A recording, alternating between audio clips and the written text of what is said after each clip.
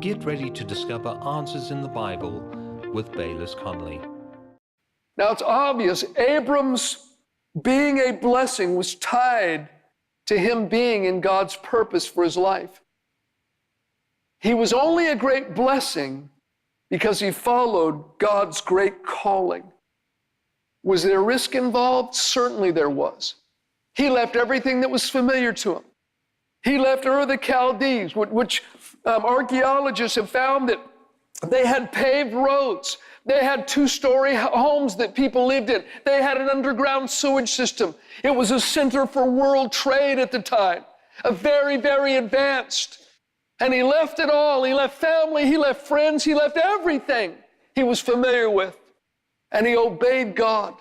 But when he got into God's purpose, suddenly the potential opened up for him to become the blessing that he became.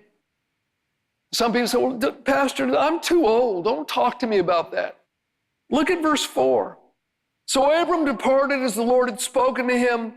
Lot went with him, and Abram was 75 years old when he departed from Haran. You're not too old. It's never too old to obey God. It's never too late.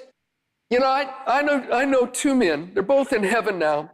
But when they were in their 60s, both of them felt the river of God's purpose pulling them into a new chapter and a new direction of ministry. And they both decided to pack up and move to completely different locations. And their friends told them both, you guys are crazy. You're too old to be doing this. You're in your 60s.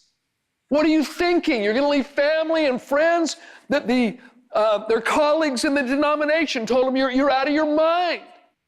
You're too old to be doing this. I mean, you're settled. You've got things good. But both of them left. One of them moved to a completely different state and opened up shop, started a new phase of ministry. The other one moved to an entirely new country. And both of them, in the next 2 decades, had an impact and an influence that they had never experienced before.